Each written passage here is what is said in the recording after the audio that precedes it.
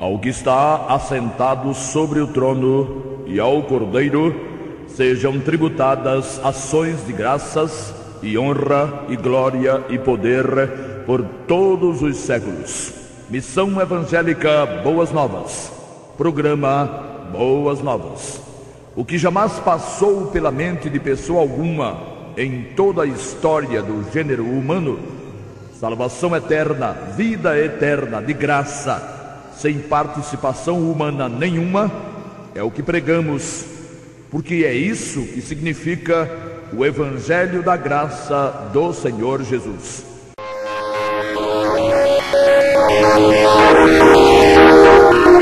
Quem é o maior no reino dos céus? Perguntaram os discípulos. E Jesus, chamando um menino, o pôs no meio deles e disse: em verdade vos digo que se não vos converterdes e não vos fizerdes como meninos, de modo algum entrareis no reino dos céus. Portanto, aquele que se tornar humilde como este menino, esse é o maior no reino dos céus. Mateus 18, de 1 a 4.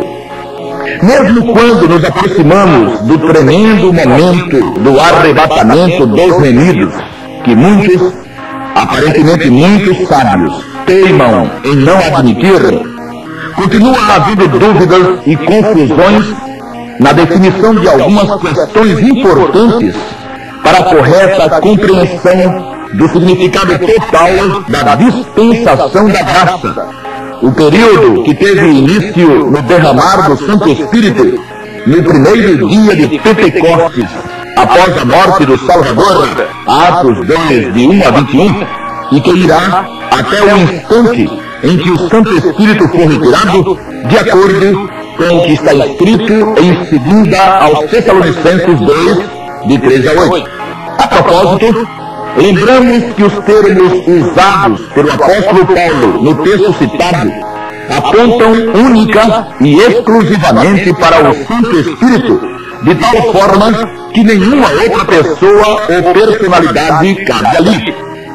O Senhor Jesus, conforme João 16:7, afirmou: todavia digo-vos a verdade, que vos convém que eu vá, porque se eu não for, o Consolador não virá a vós, mas se eu for, enviar-vos-ei.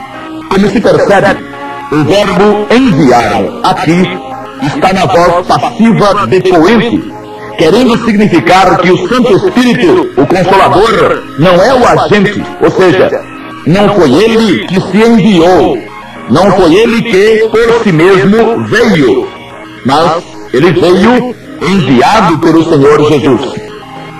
De igual forma, o texto paulino comunica que o Santo Espírito não se retirará por si mesmo do mundo, ou não deixará de agir, como vem agindo desde que foi enviado, mas alguém o fará retirar-se como o fez vir, conforme se lê. Porque já o mistério da injustiça opera. Somente há um que agora resiste até que do meio seja tirado. 2 aos Tessalonicenses 2:7. Seja tirado. A voz é de novo passiva. Inimigos da bendita e gloriosa doutrina do arrebatamento se cismam miseravelmente e negam seja o Santo Espírito a pessoa apontada como aquela que detém o anticristo e que o proíbe de manifestar-se, mas não conseguem de jeito nenhum indicar quem teria suficiente poder para tamanha façanha. Ademais, o Todo-Poderoso não cabe em 2 aos Tessalonicenses 2:7, porque ele é o Todo-Poderoso. Ninguém exerce autoridade sobre ele. Ninguém pode, por exemplo, tirá-lo. Confusão semelhante ocorre quanto às expressões reino dos céus e reino de Deus, e evangelho do reino e evangelho da graça, entre outras. Quem se utiliza das Sagradas Escrituras, a bendita e soberana Palavra de Deus, precisa conscientizar-se, se for reunido, de que dará contas de tudo o que disse que ela dizia. Diante do Senhor Jesus no bema, Romanos 14, 10, 2 aos Coríntios 5 e 10, etc., no bema, e não no grande trono branco de Apocalipse 20, 11, os remidos prestarão contas principalmente daquilo que tiverem feito da palavra do Altíssimo ou com a palavra do Altíssimo. Há muita coisa sendo dita como de Deus, que jamais foi dita por Deus ou por seus agentes. Há muita afirmação sendo feita debaixo do prestígio e da autoridade do Criador, que não é realmente o que está escrito. Muitos, para defenderem seus movimentos, e outros, para não admitirem que estiveram errados, sem um pingo de temor a Deus, torcem escrituras e afirmações que, depois de torcidas e desfiguradas, passam a ser verdadeiros monstros. Mas há também os que optam pela lei do menor esforço. É o que ocorre, pelo menos em alguns casos, com a confusão feita entre o clã, reino dos céus e reino de Deus, mencionados e definidos na Bíblia. Alguns, com aquela velha expressão de superioridade e de espiritualidade aparentemente acima de qualquer suspeita, dizem: por que a preocupação com algo tão irrelevante? Reino de Deus e reino dos céus não terminam sendo a mesma coisa? Não existem tantos outros assuntos mais importantes? Existem assuntos, e muitos, com a mesma importância. E muitos desses outros assuntos dependem, para sua perfeita compreensão, da compreensão e do domínio completo do que sejam e signifiquem reino de Deus e reino dos céus. Examinemos o caso a princípio lido. Respondendo a uma indagação de seus discípulos, o Senhor Jesus chamou o menino, o pôs no meio deles e disse: se não vos converterdes e não vos fizerdes como meninos, de modo algum entrareis no reino dos céus.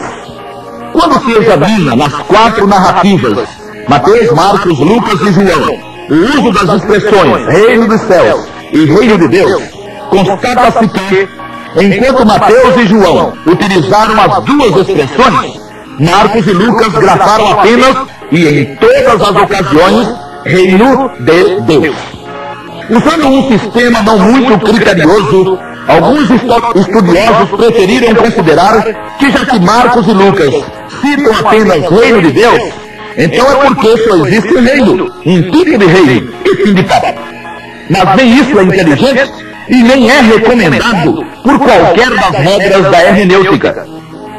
Não se foge de uma dificuldade só porque há dificuldades nela. Os desafios existem para serem enfrentados e vencidos, e não para serem ignorados. Um exame cuidadoso da questão descobre que Lucas, depois de escrever as palavras do Senhor dizendo: o reino de Deus não vem com aparência exterior, Lucas 17, 20, cita o mesmo Jesus descrevendo os sinais e as maravilhas que acontecerão por ocasião de sua segunda vinda e afirmando: quando virdes acontecer estas coisas, sabei que o reino de Deus está perto. Lucas 21, 31. Ora, se o reino de Deus não vem com aparência exterior, então, como é que os sinais no sol e na lua e nas estrelas, os homens desmaiando de terror, os anjos tocando trombetas e Jesus vindo numa nuvem, significam o reino de Deus? Lucas, pois, mesmo quando se referia ao reino dos céus, usava a expressão reino de Deus. Mateus e João, que eram apóstolos, fizeram uso, como já afirmamos, das duas expressões. Assim, ao colocar o menino no meio dos discípulos, o Senhor afirmou que para pertencer ao reino dos céus é necessário ter a candura e a inocência das crianças. Entre as 13 palavras gregas usadas para filho, criança, menino, etc., está paidion, que, segundo o léxico do Novo Testamento grego, é criança muito nova, infante, bebê. E foi exatamente a palavra correspondente a ela no aramaico que o Senhor Jesus usou, já que o texto grego registrado por Mateus anota Paidion.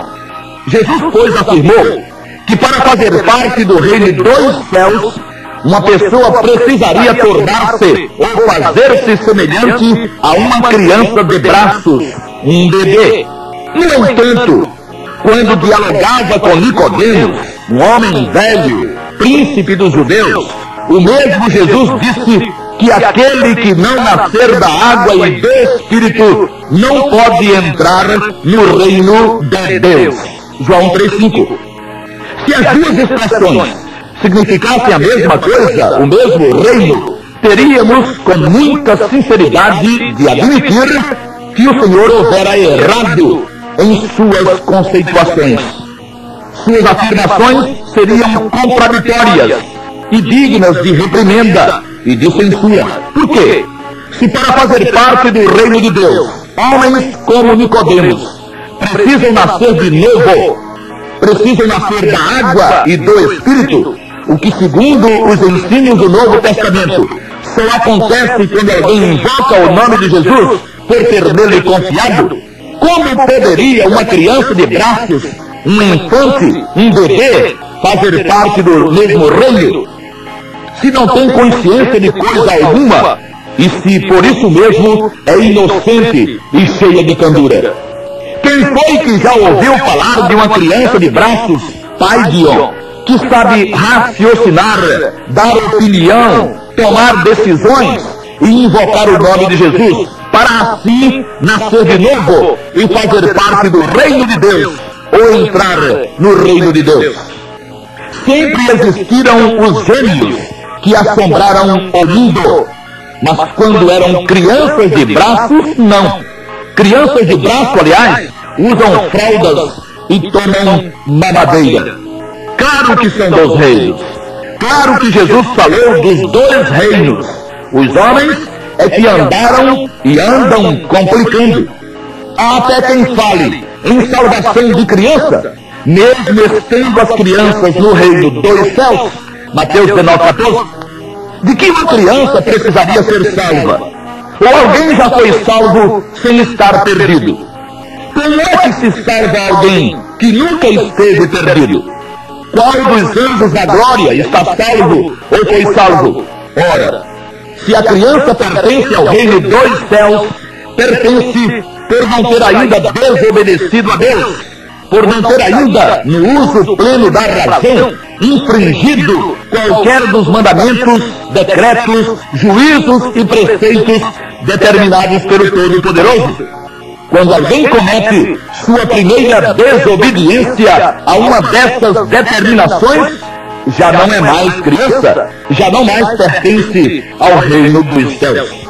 É preciso que se atente para o fato de que mesmo cometendo atos ilícitos e criminosos, como aconteceu recentemente nos Estados Unidos, quem ainda não chegou à idade onde o uso da razão, do livre-arbítrio e da volição ou da vontade própria e definida é possível, não é responsável pelos atos cometidos juridicamente.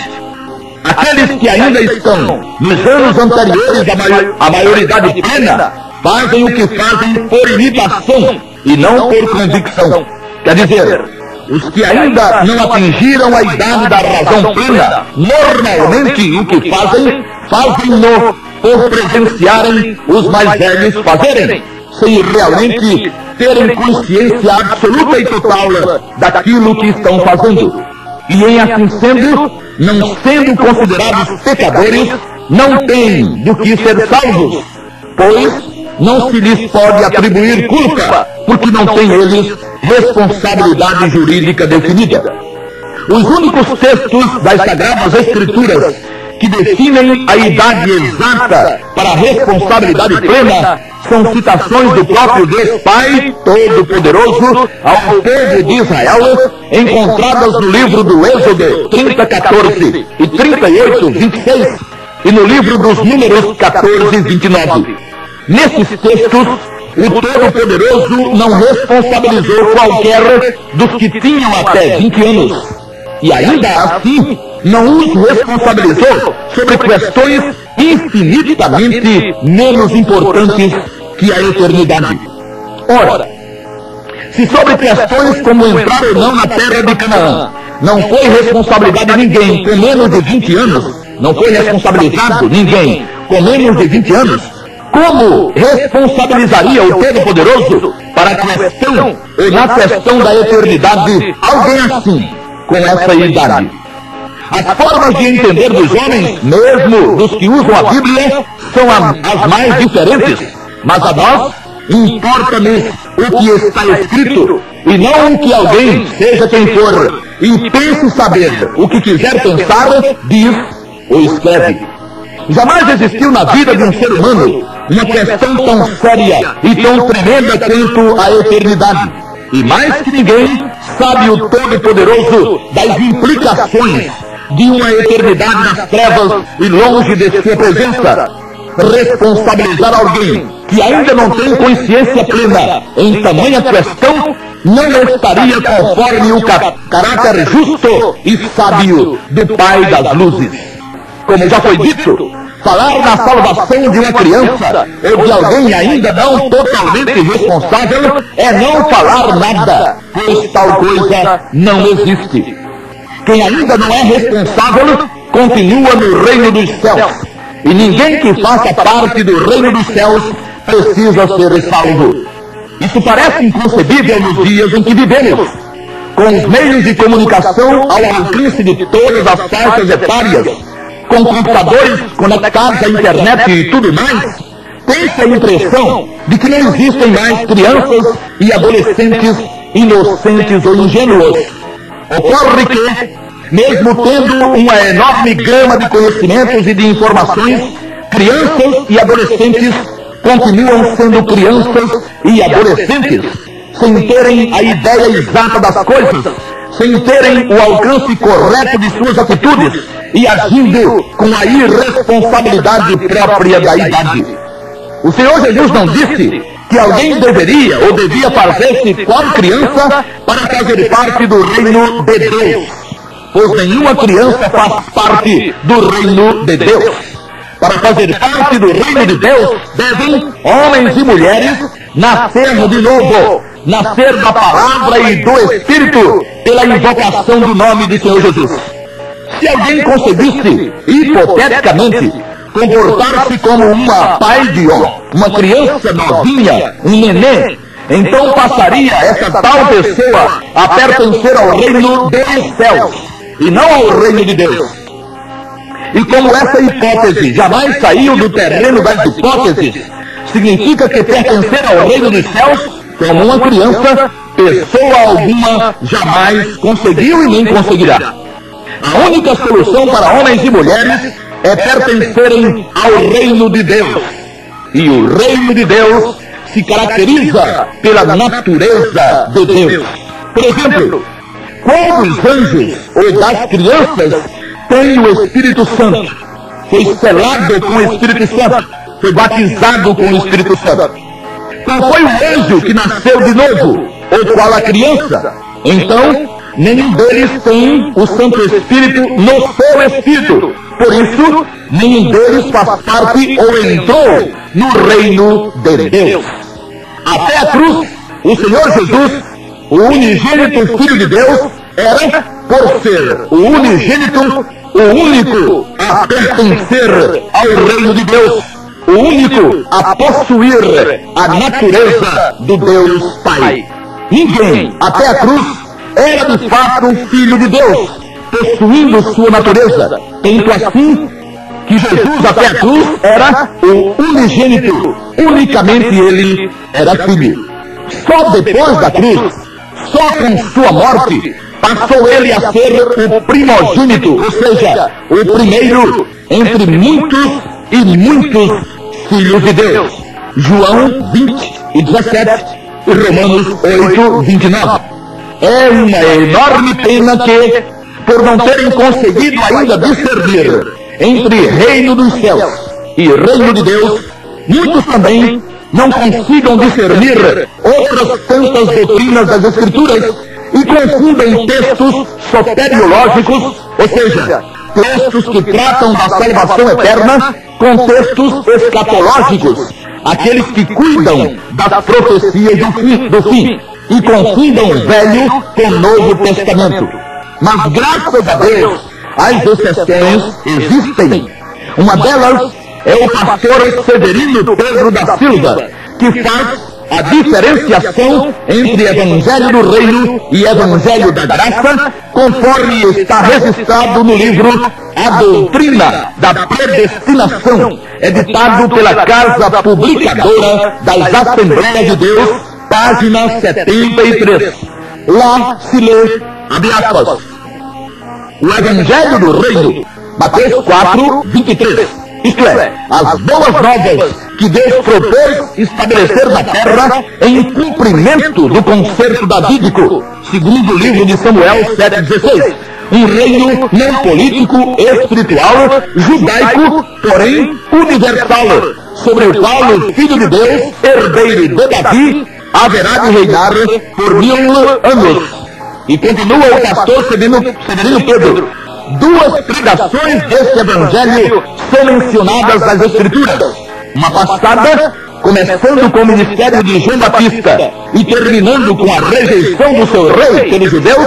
A outra, ainda futura, Mateus 24, 14, durante a grande tribulação e imediatamente antes da vinda do rei em glória, Apocalipse 14, 6 e 7. E o Evangelho da Graça de Deus, Atos 20, 24, porque salva aquele que a lei condena sem nenhuma trégua, fecha aspas. Como sabiamente escreveu Severino Pedro, pastor das Assembleias de Deus, o reino dos céus foi anunciado pelo Evangelho do Reino. E o Evangelho do Reino esteve nos lábios de João Batista, do Senhor Jesus e dos apóstolos até a cruz. E como ninguém se fez qual uma criança, pai-o, o reino não aconteceu, tendo sido o rei rejeitado. Os anjos, as crianças e todos os que são inimputáveis, quer dizer, que não podem ser responsabilizados por seus atos, continuam na espera do reino dos céus. Mas, como muito bem disse o reverendo Severino Pedro, haverá ainda uma pregação do Evangelho do Reino logo depois do arrebatamento da igreja e durante toda a 70ª semana de Daniel 9, 24 a 27. E o reino acontecerá quando o Senhor Jesus estabelecer o período de paz de 1000 anos, que completará a semana profética de 7000 anos, representada na semana da criação de Gênesis 2, de 1 a 3. É difícil e até engraçada a situação dos que ensinam que não existirá um milênio de paz com Jesus no trono aqui, na terra, que o milênio será no céu. É engraçada porque eles se enrolam e sobem e descem e não sabem o que fazer com os animais de Isaías capítulo 11, pois lá está escrito: morará o lobo com o cordeiro, e o leopardo com o cabrito se deitará, e o bezerro e o filho do leão e a média ovelha viverão juntos, e um menino pequeno os guiará. A vaca e a ursa passarão juntas, e seus filhos juntos se deitarão, e o leão comerá palha como o boi. Ora, isso tudo acontecerá no céu? Mas onde é que se lê de animais no céu? O céu é o céu ou algum zoológico? E por que levaria Deus animais para as mansões celestiais? Isso tem cabimento? Já outros ensinam que isso acontecerá na nova terra. Em determinada e recente apostila está escrito, abre aspas, esta doutrina, isto é, a doutrina da nova terra, é ainda importante, porque nos faz compreender adequadamente as profecias do Velho Testamento. O Velho Testamento nos fala por várias vezes de um futuro glorioso para a terra. Terra produtiva será. Nela, o lobo e o cordeiro comerão juntos. Não por 1000 anos apenas, mas por toda a eternidade. Fecha aspas. Esse é o preço que pagam alguns por teimarem em não aceitar humildemente o que realmente está escrito, fazerem afirmações disparatadas e desconexas. Ora, como é que animais poderão viver na nova terra, se na nova terra não haverá água? O que registra o Apocalipse? E vi um novo céu e uma nova terra, porque já o primeiro céu e a primeira terra passaram, e o mar já não existe. Apocalipse 21:1. Qualquer estudante de geologia sabe que todos os mananciais existentes em toda a terra emanam do mar e para o mar voltam. Quando o mar deixar de existir, o mar, porque a divisão da água em oceanos e mares foi feita pelo homem. Quando o mar deixar de existir, não existirá uma gota d'água sequer. E como crescerá a palha para os animais comerem? E a água para beberem virá de onde? Ou será que os animais também terão corpos gloriosos, não necessitando nem de alimento e nem de água? Era só o que faltava. O reino dos céus será implantado na terra pelo espaço de 1000 anos, logo depois da vinda gloriosa do Senhor Jesus, 7 anos antes, ou melhor, 7 anos após o arrebatamento dos remidos. Quanto ao reino de Deus, já está implantado e continua sendo implantado no espírito dos que resolveram invocar o nome do Senhor Jesus. E toda vez que alguém decide entregar-se ao Senhor, o reino de Deus é nele implantado para sempre. O reino de Deus está intimamente ligado ao Evangelho da Graça, como sabiamente afirmou o pastor Severino Pedro das Assembleias de Deus. Porque o Evangelho da Graça oferece de graça a justificação e o perdão a todos aqueles que, de outra forma, serão e seriam condenados pela justa, mas implacável lei de Deus. O Evangelho da Graça, que começou a ser pregado logo após a morte do Salvador, não. Ele não exige absolutamente nada do homem, como fazia e fará o Evangelho do Reino. Se a graça fosse o que alguns dizem que ela é, então graça e lei se confundiriam e a palavra de Deus tornar-se-ia uma senhora Babel. O preço da graça mostrou-se tão tremendo que nenhuma palavra graciosa foi pronunciada até que Jesus ressuscitou de entre os mortos. O preço da graça foi o sacrifício do Filho de Deus. Nada menos que um sacrifício perfeito, e ninguém menos que o próprio Filho de Deus foi exigido pelo próprio Pai para fazer existir a graça redentora. E só depois da cruz, só depois da ressurreição, só depois da vitória retumbante é que o mundo ouviu, é que foram proclamadas as boas novas do Evangelho da graça de Deus. Não havia graça salvadora até ali, por isso, quem não se fizesse como uma criança, uma paidion, não poderia fazer parte do reino dos céus. Agora não.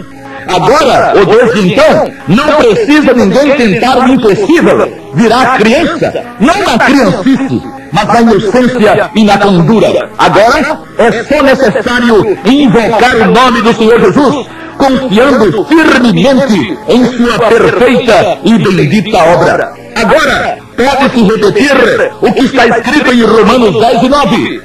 Se com a tua boca confessares ao Senhor Jesus, e em teu coração creres que Deus o ressuscitou dos mortos, serás salvo. A glória e uma eternidade de paz perfeita estão à sua disposição, nobre ouvinte. Agora é com você. Se as deseja, basta, para tê-las, invocar o nome do Senhor Jesus. Sendo que a vida é sua, faça como achar melhor. E que o Senhor a todos abençoe. Amém.